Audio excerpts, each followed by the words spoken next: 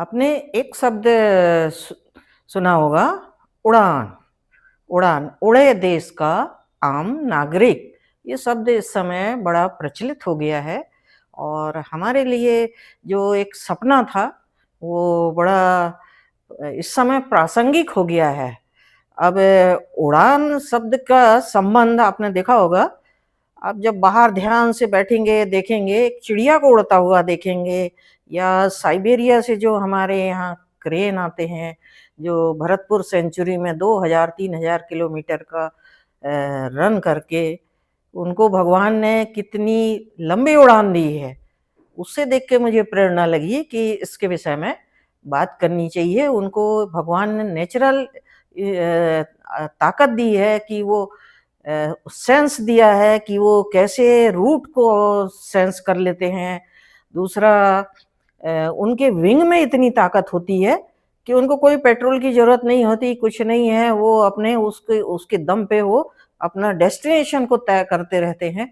तो वहाँ से मुझे लगा कि एरोप्लेन के विषय में बात करनी चाहिए और पहले भी जो राइट बंधुओं ने जो एरोप्लेन का जो स्टार्ट किया था, वो शायद इसी तरह से चिड़िया कौआ ने ही उनको इनको बनाने की प्रेरणा दिया था।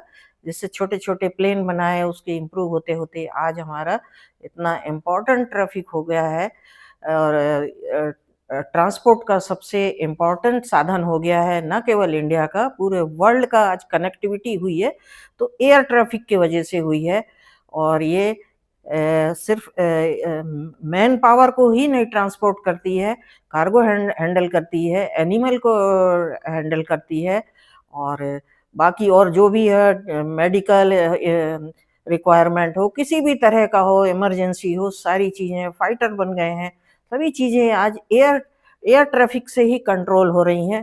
तो अब एरोप्लेन ऐसा तो नहीं है कि आप उठाएँगे, वहाँ से उठाया या घर से निकाला कहीं से और बाहर लाके आपने उतार दिया कहीं पे। उसके लिए पूरे वर्ल्ड में एक सिस्टम बनाया गया है और जिसको सभी को उसको फ़ॉलो करना पड़ता है उस सिस्टम को और ज ज यही एक ऐसा डिपार्टमेंट है मुझे ऐसा लगता है कि जिसमें 24/7 आपको वर्क करने की ज़रूरत होती है और आपका कलीग यदि काम कर रहा है, वो ये नहीं कह सकता कि 1 मिनट तू देख लेना, मैं चाय पी के आ रहा हूँ। यहाँ कोई गुंजाइश नहीं है, 1 मिनट, 1 सेकंड की कोई गुंजाइश नहीं है। कारण कि वो हर समय आकाश में कुछ लोगों की जान से कनेक्टेड है, जिनको एक-एक सेकंड में उनको जवाब देना पड़ता है। तो ये कौन करता है, ये सोचना पड़ेगा और ये केवल एक कंट्री का मामला नहीं होता, ये इंटरनेशनल कनेक्टिविटी होती है, इसलिए इंटरनेशनली भी कनेक्ट रहते हैं।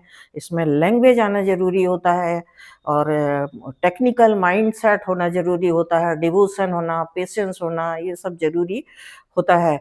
तो आज ये हमारे हमारे देश का सबसे उभरता हुआ एक डिपार्टमेंट है, इसलिए एलन मस्क ने भी कहा है कि एक्स पे उन्होंने डाला था कि पावर इज़ शिफ्टिंग। तो उसका मतलब था कि पावर अब कहाँ शिफ्ट हो रहा है, इंडिया की तरफ क्योंकि इंडिया की वर्ल्ड की 18% पॉपुलेशन जो है हमारे यहाँ है।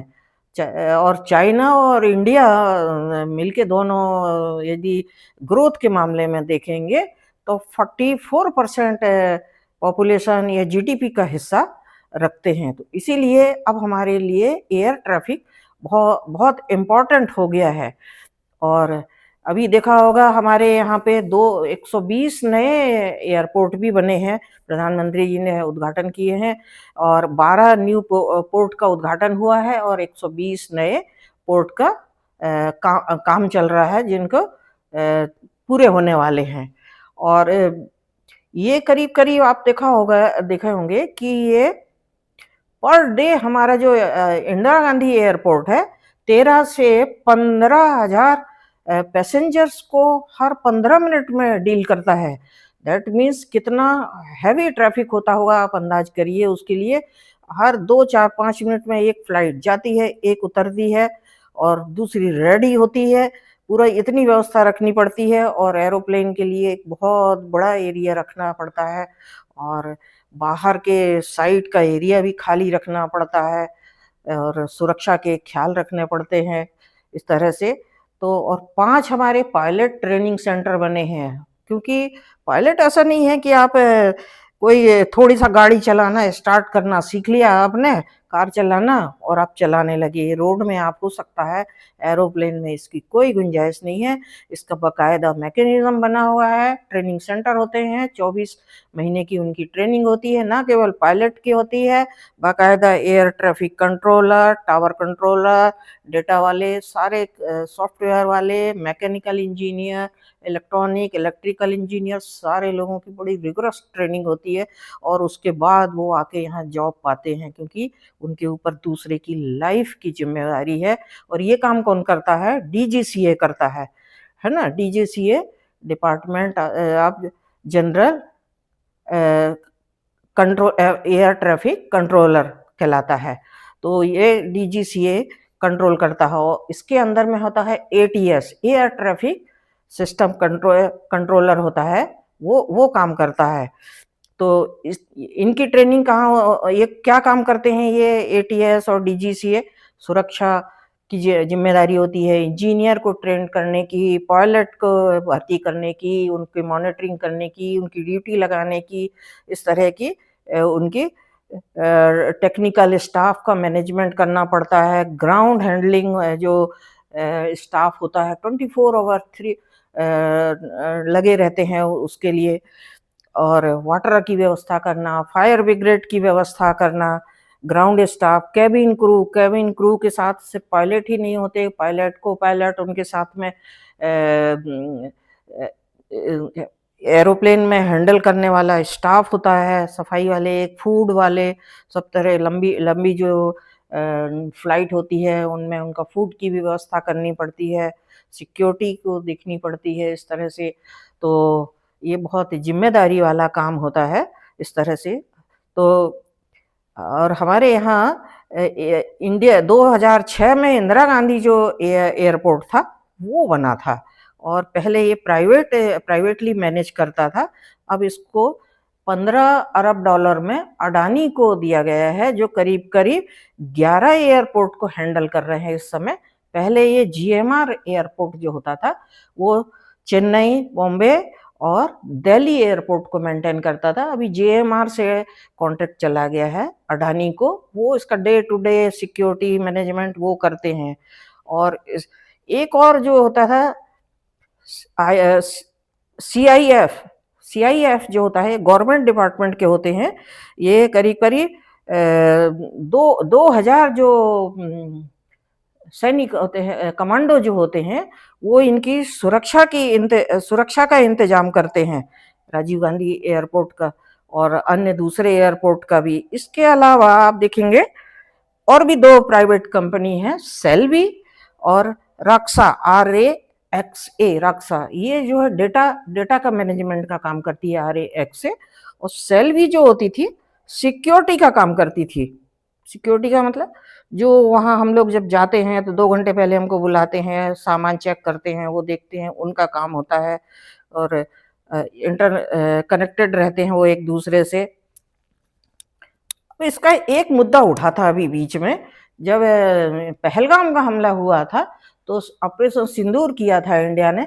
वो पाकिस्तान को ड्रोन दे रहा था, सामान सप्लाई कर रहा था, एमुनेशन दे रहा था, चाइना उनको लॉजिस्टिक सपोर्ट दे रहा था, और सॉफ्टवेयर से एयर स्पेस से सपोर्ट कर रहा था, इस तरह से हमारे टारगेट बता रहा था। तो एक सवाल उठा कि ये जो सेल्वी जो कंपनी है वो हमारी सिक्योरिटी ब्रीच कर सकती है करके, तो उस पे लोगों ने क्वेश्चन उठाया। और उसी के बाद में आपने देखा होगा जो इंडिगो का एक मामला उठा था जिसमें 250 फ्लाइट लोकल कैंसिल हो गई थी और उससे करोड़ों रुपए का नुकसान हुआ था, अफरा तफरी मची थी बहुत सारी। अभी भी उसकी डीजीसीए उसकी इंक्वायरी कर रहा है, और देखते हैं अभी उसका क्या आता है। इसीलिए सेल्वी कंपनी को इससे डीबार किया गया है। विधान लोकसभा में क्वेश्चन उठा कि ऐसी कंपनी जो हमारे दुश्मन के साथ काम करती है तो उसको हमारे यहाँ नहीं करना चाहिए। ये बात सही भी है। तो ये इनकी एयरपोर्ट वगैरह की सेफ्टी की जांच कौन करता है? डीजीसीए करता है।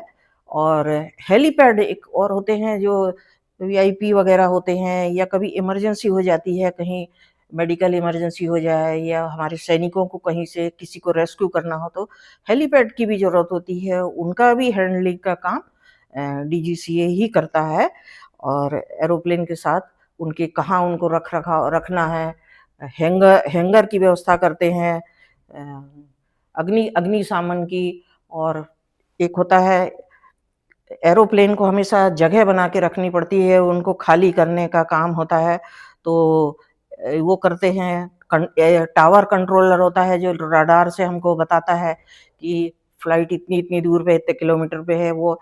दूसरा होता है एयर ट्रैफिक कंट्रोलर होता है, जो नीचे अपने एरोड्रम पे जो करता है। एक एनरूट करने वाला होता है, एरिया कंट्रोलर होता है, जो प्लेन को पोर्ट करता है, जगह जगह बना के प्लेन को एनरूट करने का काम करता है।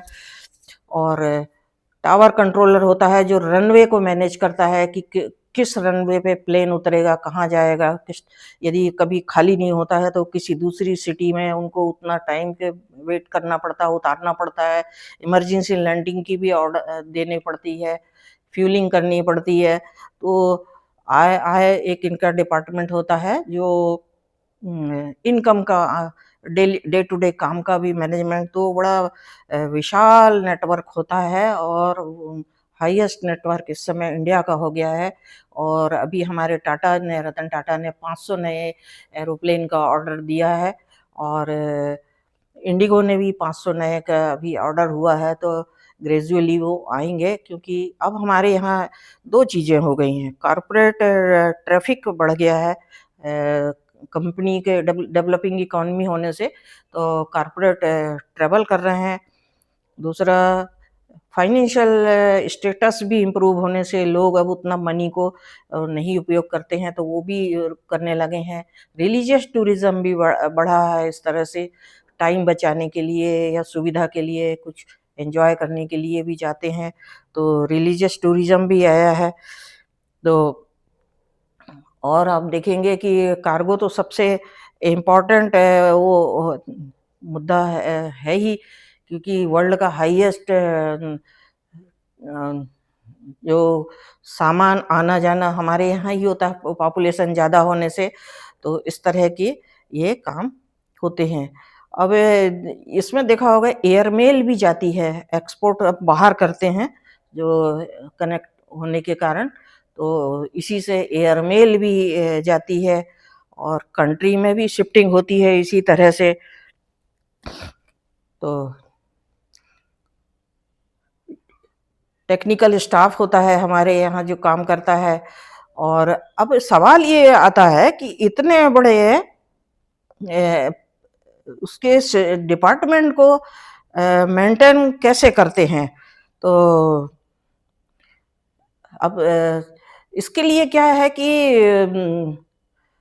ट्रेनिंग की लगातार ज़रूरत होती है। एक समस्या आ जाती है पायलट के कोचिंग की, यही कारण है कि इंडिगो ने अभी बोला था कि वो पायलट की कमी है, इसीलिए हमें इसमें छूट दिया जाए। अभी डीजीसीए से वो डिमांड कर रहे हैं। और दूसरा, उनको टाइम जो देना चाहिए रेस्ट करने का पायलट को, वो कि शॉर्टेज होने के कारण वो नहीं दे पाते हैं। दूसरा होता क्या है, कोचिंग होती है जो हमारे पायलट को ट्रेंड करते हैं, ये करते हैं, और पता लगा कोई और कंट्री उनको डॉलर में पेमेंट करके ले जाती है, तो हमारे यहाँ वो प्रॉब्लम बनी रहती है। तो दूसरा, एक फॉग का एक बहुत बड़ा मुद्दा होता है। ठंड के दिनों में एक्सीडेंट होने के चांस होते हैं फॉग से, तो उसको भी मेंटेन करना ज़रूरी होता है। कई बार देखा होगा आपने, एक्सीडेंट हो गए विजिबिलिटी नहीं होने से। तो मुझे ये लगता है कि जैसा अभी गवर्नमेंट ने एक नया जेवर एयरपोर्ट बनाया है जिसमें जगह एक्वायर की है, और इस साल 2026 में अभी उसका उद्घाटन होने वाला है, और मोस्टली ये एयरफोर्स के कंट्रोल में है ये। लेकिन पहले ये जेवर एयरपोर्ट कहलाता था, अभी नोएडा एयरपोर्ट कहलाने लगा है। लेकिन इसमें एक प्रॉब्लम और भी है कि आसपास जो है लोग कॉलोनी बनाए जा रहे हैं मकान, जबकि उसका 15 किलोमीटर का ये नियम होता है कि आप एयरपोर्ट के आसपास 15 किलोमीटर में कोई बसाहट नहीं रखेंगे। उसका कारण होता है कि पास में होने से जो पॉपुलेशन होती है, वो बड़ी-बड़ी हाई राइज़ बिल्डिंग बना लेती हैं और मांस-वांस ये जो खाते हैं, तो चिड़िया-कौआ अट्रैक्ट होते हैं, वो लैंडिंग और टेक ऑफ के समय अ, एक्सीडेंट का कारण बन जाते हैं। मैंने कुछ साल पहले पटना एयरपोर्ट में देखा था कि हो सकता है वो पहले बाहर रहा होगा, लेकिन जब वो सिटी उसके आस-पास लोगों ने झुग्गी बना ली है, हमारे यहाँ वायलेशन करने में सबसे पहले नेता लोग होते हैं। नेता लोग आँख बंद किए रहते हैं और उसमें फ्रंट रनर भी होते हैं। जब अपोजिशन में होते हैं तो वो फ्रंट रनर होते हैं इनको सपोर्ट करने वाले। तो क्या होता है, लोग झुग्गी वाले या जो भी लोग हैं लालच में घर बना लेते हैं और वो दीवाल से मैंने देखा था कि वहाँ से छेद बना लिए हैं, वहाँ से घुसते हैं अंदर से चोरी करते हैं, सामान कूद के ले आते हैं, वैल्यूएबल सामान। इससे सिक्योरिटी भी ब्रीच होने का एक कारण बन जाता है। तो ये एक खतरनाक व्यवस्था होती है एरोप्लेन में। तो एक भी चूक, एक 1 सेकंड की भी या 1% भी चूक की कोई गुंजाइश नहीं होती।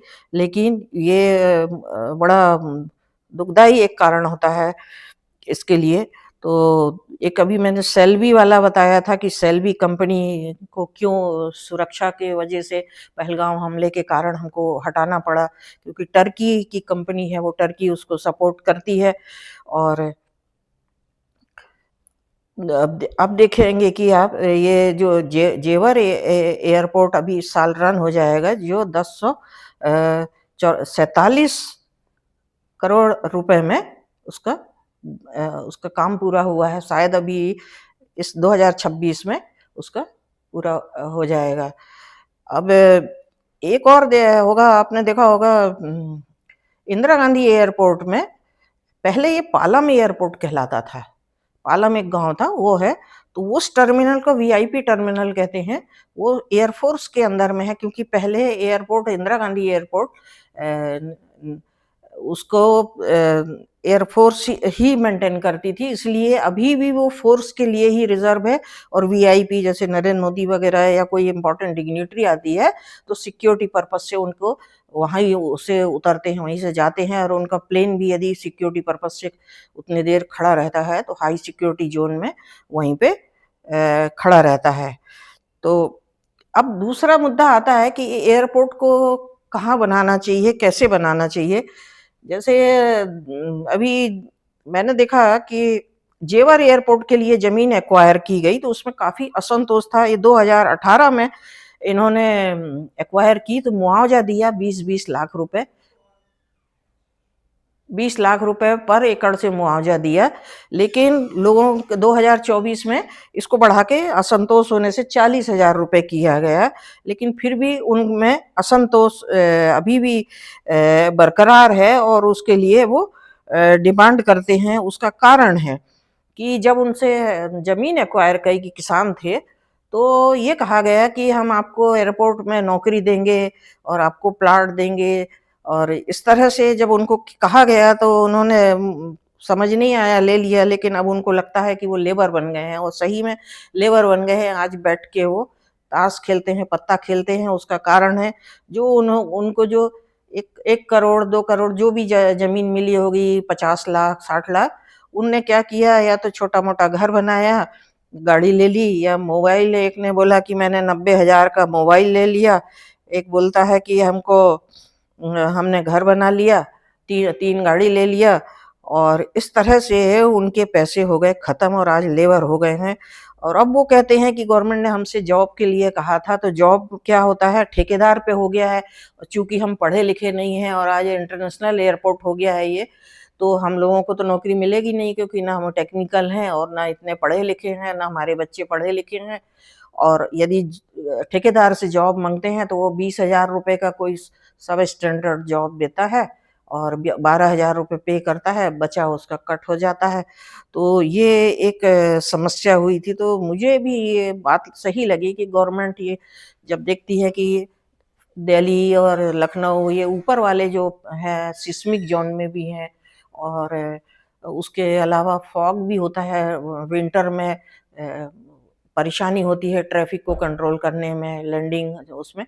तो साउथ वर्ड आप देखेंगे, आप मथुरा साइड की रोड नेशनल हाईवे को देखेंगे तो पूरा वर्टिकल जो डेवलपमेंट हो रहा है। तो शायद गवर्नमेंट को इस तरह का हॉरिजॉन्टल या अनसिस्टमेटिक एक्सपांशन ना करके वर्टिकल एक्सपांशन करना चाहिए, जहाँ से रोड भी जा रही है, एरोप्लेन के लिए भी कनेक्टिविटी मिल रही है, ट्रेन की भी पैरेलल हो रही है, उसी आधार पे सिटी भी डेवलप हो रही है। तो इससे एग्रीकल्चर लैंड का या बेरोजगारी का वो नहीं होता है। और नॉन प्लान वर्क, दूसरा जॉब को सोचना बहुत जरूरी है। गवर्नमेंट ने व्यवस्था की है इसमें टूरिज्म को के लिए 5,000 करोड़ का किया है डेवलपमेंट के लिए। ये लंबी प्रोसेस होती है और इसके लिए टाइम लगता है, और इतनी बड़ी पॉपुलेशन को, और आज एआई आ रहा है तो उससे और भी डिफिकल्ट हो गया है। और जबकि आपने देखा होगा हम जो राजीव गांधी एयरपोर्ट है हमारा, सबसे हैदराबाद का जो है एयरपोर्ट है, वो सबसे बड़ा एयरपोर्ट है इस समय का। और प्रयागराज में जो एयरपोर्ट हो सबसे पहला बना था 1931 में, बमरौली करके जो जगह है वहाँ पे बना था। वो पहला हमारे देश का एयरपोर्ट था। इस तरह से हम धीरे धीरे चलते चलते कहाँ आ गए हैं। और 1886 में पालम आईजी बना था, आज वो मॉडर्नाइज होके आज वर्ल्ड क्लास एयरपोर्ट बना हुआ है। और हमारी जीडीपी भी ग्रो हो रही है इस समय। भारत की जीडीपी दो गुनी हो गई है। फॉरेक्स रिजर्व भी हमारे पास 7.5 बिलियन का फॉरेक्स रिजर्व डॉलर में रखा हुआ है। तो यही सही कहा था एलन मस्क ने, जो कहा है कि पावर इज शिफ्टिंग नेचुरली। हमारे यहाँ वर्कफोर्स से इकोनॉमिक डेवलपमेंट की होप बनी हुई है। तो जो देश का उड़ान जो हम कहते हैं, वो देश का उड़े हर नागरिक जो कहावत है, वो सही में उनको पर लग गए हैं और आज उड़ान भर रहा है। इसके लिए हमको धन्यवाद देना चाहिए गवर्नमेंट को भी। लेकिन गवर्नमेंट को जो मुद्दे मैंने बताए, बेरोजगारी के, जमीन एक्वायर करने के, सिक्योरिटी के, ये वेरी इम्पोर्टेंट क्वेश्चन है। आपने देखा होगा सिक्योरिटी के कारण ही अभी आपने देखा होगा एयरपोर्ट का अहमदाबाद में जो नुकसान हुआ, वो तो बहुत बड़ा टाटा को नुकसान हुआ उससे। और मुआवजा भी देना पड़ता है उसके बाद में। अभी अजीत पवार का जो प्लेन गिरा, तो वहाँ पे गिरा, उससे भी है। पायलट गिर जाते हैं आए दिन, हमारे ट्रेनिंग पायलट गिर जाते हैं। एक अभी एयर ट्रैफिक में दुबई में जो करतब दिखाते हुए हमारे पायलट चले गए थे, वहाँ पे करतब दिखाते हुए। तो रिस्की काम होता है, इसके लिए हाईली स्किल्ड लोगों की ज़रूरत होती है। तो ये इसके लिए गवर्नमेंट को बहुत, डीजीसीए को भी अपने आप को अपडेट करना पड़ेगा। और ये प्रॉब्लम अभी जनरेट हो रही है, इस मानसिक दबाव बनता है, स्टाफ की कमी है। तो उसी कारण इंडिगो का वो जो हुआ था, मुद्दा उठा था और अफरा तफरी मच गई थी और पब्लिक को बहुत नुकसान हुआ था। पब्लिक एंगर भी इसमें सामने आया। जबकि अभी इस समय हम करीब करीब वर्ल्ड के 29 देशों से डायरेक्टली कनेक्टेड हैं, जो डे एंड नाइट हमारी फ्लाइट आती जाती है। और कंट्री में भी 160 एयरपोर्ट हमारे रन हो रहे हैं। तो ये कोई छोटा अमाउंट नहीं है। हमारे एक स्टेट के बराबर यूरोप की तो 2-3 कंट्री का एरिया है, जितना हमारे यहाँ पॉपुलेशन है ये। तो हम उम्मीद के साथ ये कहें कि इसको हमारा उड़ान हमारी सक्सेसफुल रहे, बनाए तो हमको हमारे जॉब भी क्रिएट करनी पड़ेगी, अच्छे टेक्नीशियन। दूसरा कंप्यूटराइजेशन और टेक्नोलॉजी पे हमको बहुत ध्यान देना पड़ेगा। जैसा अभी मैंने बताया कि पाकिस्तान का मुद्दा है, चाइना का हार्डवेयर पे मुद्दा है, और दूसरी टर्की है और दूसरी कंट्री से भी हमें हमेशा थ्रेट मिलते जाती है। तो और अब इस समय एआई आ गया है, सैटेलाइट से कभी टेक्नोलॉजी को गवर्न किया जा रहा है। तो एक बहुत बड़ा मुद्दा है, इस पे गवर्नमेंट जरूर विचार करे, फंड एलोकेट करे क्योंकि लाइफ जन्म मरण का सवाल होता है। तो इतना कह के मैं इसमें ध्यान देगी गवर्नमेंट, और आप भी अपने मुद्दा उठाएं। जमीन एक्वायर होती है तो मैं कहती हूँ कि सजेशन दे लो गवर्नमेंट को, बाध्य करें उसके लिए कि वो एग्रीकल्चर लैंड ना एक्वायर करे, वर्टिकल डेवलपमेंट करे। जय हिंद। इतना कह के मैं आपसे विदा लेती हूँ।